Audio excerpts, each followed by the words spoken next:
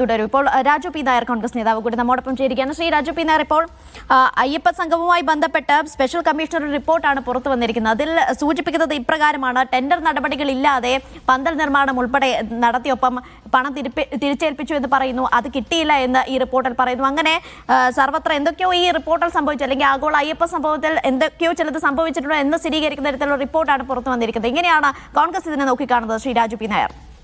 അല്ല, അയ്യപ്പ സംഗമം തന്നെ തട്ടിപ്പ് പരിപാടിയല്ലായിരുന്നോ? ശബരിമല അയ്യപ്പനെ കൊള്ളയടിച്ചതിന് ശേഷം ആ പേരിൽ തട്ടിപ്പ് കൂടി നടത്താൻ വേണ്ടിയിട്ട് ഉണ്ടാക്കിയതല്ലേ? 8 കോടി രൂപയാണ് 625 പേര് പങ്കെടുത്ത ഒരു പരിപാടിയുടെ ചെലവ്. 8 കോടി രൂപ എന്ന് വെച്ചാൽ ഒരു പ്രതിനിധിക്ക് 1,28,000 രൂപ ചെലവാക്കിയതാണ് ഒരു പ്രതിനിധിക്ക്. ഇത്രമാത്രം വലിയ കൊള്ള ഈ സർക്കാർ, പിണറായി വിജയൻ എന്ന് പറയുന്നത് കേരളത്തെ കട്ടുമുടിച്ച് അയ്യപ്പന്റെ പേരിൽ കൊള്ള നടത്തി അവസാനം അതിനപ്പുറവും ഖജനാവിലെ കാശെടുത്ത് കൊള്ളയടിക്കാൻ വേണ്ടി നടക്കുകയാണ്. എന്താ പറഞ്ഞത്? 1 രൂപ ദേവസ്വം ബോർഡ് ചെലവാക്കില്ലെന്നല്ലേ പറഞ്ഞത്? എന്തായി ഇപ്പോ? മുഴുവൻ കാര്യത്തിലും ഈ കൊള്ളം മറച്ചു വെക്കുന്നതിന് വേണ്ടിയാണ് അനാവശ്യമായിട്ടുള്ള മറ്റു വിവാദങ്ങൾ ഉണ്ടാക്കാൻ ഇവർ നോക്കുന്നത്.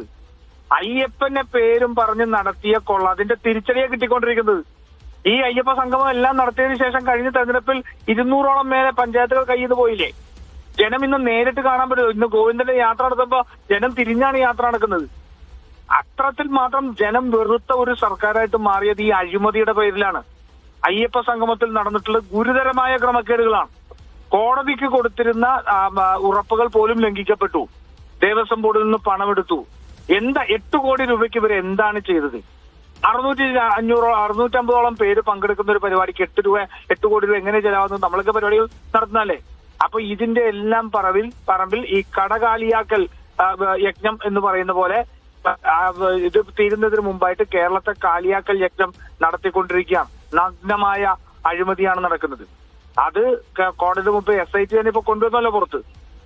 ഈ അയ്യപ്പ സംഗമം തുടങ്ങിയതെന്നാണല്ലോ ഈ വിഷയങ്ങളെല്ലാം തുടങ്ങിയത്. ജനങ്ങൾ വളരെ കൃത്യമായിട്ട് ഇവരുടെ നിലപാടില്ലായ്മയും ഇവർ ഈ വിഷയങ്ങളൊക്കെ ശബരിമല സ്വർണ്ണക്കൊള്ളയിൽ തുടങ്ങിയതാണ്. അതിപ്പോൾ ആഗോള അയ്യപ്പ സംഗമത്തിൽ വരെ എത്തി നിൽക്കുന്നു.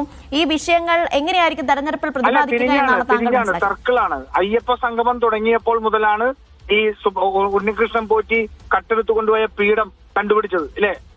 ആ അയ്യപ്പ സംഗമത്തിന് തൊട്ട് മുമ്പായിട്ടായിരുന്നില്ലേ? ആ പീഠം കൊണ്ടുവന്നത് കോൺഗ്രസ് ആണെന്നായിരുന്നല്ലോ CPM ഒക്കെ പറഞ്ഞത്.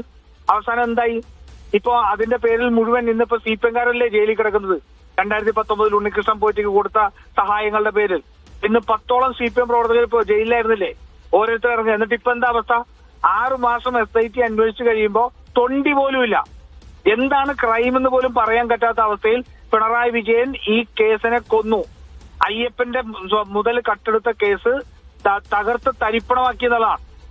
അതാണ് സംഭവിച്ചുകൊണ്ടിരിക്കുന്നത്. എന്താണ് നടന്നതെന്ന് പോലും അറിയാൻ പാടില്ലാത്ത അവസ്ഥയിലേക്ക് എത്തിയില്ലേ? തൊണ്ടിയില്ല. എന്താ കോടതി പറഞ്ഞത് ഈ സ്വർണ്ണപ്പാളികൾ ഉൾപ്പെടെ അവിടെ നിന്ന് ഇളക്കിയിട്ട് ധനാഢ്യരായ ഒരു വിൽഫുൾ ബയറിന് കോടിക്കണക്കിന് രൂപയ്ക്ക് വിറ്റു എന്നാണ്. അത് അന്താരാഷ്ട്ര ക്ഷേത്രക്കൊള്ള മാതൃകയിൽ നിന്നാണ്. അന്താരാഷ്ട്ര ക്ഷേത്രക്കൊള്ള മാതൃകയിൽ ആ കളവ് നടക്കണമെങ്കിൽ അവിടെ നിന്ന് ഇത് കൊണ്ടുപോയി ഡ്യൂപ്ലിക്കേറ്റ് എടുത്ത് വെച്ചെന്നല്ലേ പറഞ്ഞിരിക്കുന്നത്. അപ്പൊ ഒറിജിനൽ സാധനം എവിടെ പോയി? ഈ ബെല്ലാരിയിൽ നിന്ന് കണ്ടെടുത്തത് ഇവര് പണ്ട് ഒരു കൊലക്കേസിൽ കത്തി കണ്ടുപിടിച്ചത് പോലെയാണെന്നല്ലേ ഇപ്പൊ വിദഗ്ധർ പറയുന്നത്? ഒരു കേസ് ഉണ്ടാക്കാൻ വേണ്ടി ഉണ്ടാക്കിയെടുത്ത തൊണ്ടിയാണെന്ന്. ആ തൊണ്ടി ഈ സ്വർണം ഉരുക്കിയെടുത്തതാണെന്ന് പോലും അറിയില്ല. സ്വാഭാവികമായിട്ടുള്ള എല്ലാ ആൾക്കാർക്കും ജാമ്യം ലഭിച്ചു കഴിഞ്ഞു. ഈ കേസ് സ്വാഭാവിക മരണത്തിലേക്ക് പോവുകയാണ്. അയ്യപ്പനെ കൊള്ളയടിച്ച കേസും കൂടി ഇവർ ഒതുക്കി തീർക്കാണ്. പത്മകുമാറിനെ രക്ഷിക്കാൻ വേണ്ടിയാണ്. പത്മകുമാർ പറഞ്ഞിരിക്കുന്ന ദൈവതുല്യൻ തന്ത്രിയൊന്നുമല്ല.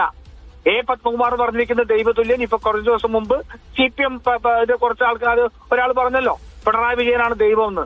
ആ ദൈവത്തിനെ കുറിച്ചാണ് പറയുന്നത്. ആ ദൈവത്തെ രക്ഷിക്കാൻ വേണ്ടി ഈ കേസ് തന്നെ ഇല്ലാതെയാക്കുന്നതാണ് കണ്ടുകൊണ്ടിരിക്കുന്നത്. SIT പറയാം തൊണ്ടി മുതൽ കണ്ടെടുക്കാൻ പറ്റില്ല. തൊണ്ടി മുതൽ കണ്ടെടുക്കാത്ത ഏത് മോഷണ കേസ് നിലനിൽക്കാൻ പോകും കോടതി മുമ്പ്? ഏതെങ്കിലും മോഷണ കേസ് തൊണ്ടി മുതൽ ഇല്ലാണ്ട് നിലനിൽക്കുമോ? അപ്പോ ആ കേസ് തന്നെ ഇല്ലാതെയാക്കാൻ വേണ്ടി പിണറായി വിജയൻ കളിച്ചിരിക്കുന്ന കളിയാണ് ഈ കണ്ടിരിക്കുന്നത്. SIT-യിൽ പിണറായി വിജയന്റെ ആൾക്കാരെ തിരികെ കയറ്റിയതോടുകൂടി ആ SIT-യുടെ നിഷ്പക്ഷത തീർന്നിരിക്കുന്നു. ഒരേ PS പ്രശാന്തിനെ 2 തവണ ഹൈക്കോടതി അവരുടെ ഉത്തരവുകളിലൂടെ കുറ്റപ്പെടുത്തിയ PS പ്രശാന്തിനെ പോലും നടപടിയെടുക്കാതെ വിട്ടിരിക്കുക. ഇത് സമ്പൂർണമായി ആ കേസ് അട്ടിമറിക്കുന്നതിനുള്ള ശ്രമം നടത്തിയിരിക്കുക. അതിന്റെ കൂടെയാണ് ഇപ്പോൾ ഉള്ള പുതിയ കൊള്ള കൂടി വന്നിരിക്കുന്നത്. വളരെയധികം നന്ദി ശ്രീ രാജു പി നായർ, താങ്കളുടെ പ്രതികരണത്തിന്. നേരത്തെ പ്രതികരിച്ചത് K. അനിൽകുമാറാണ്, CPM നേതാവ്. വാർത്തയുടെ വിശദാംശങ്ങൾ നൽകിയത് സൈഫ് സൈൻ ലാബ്ദീൻ.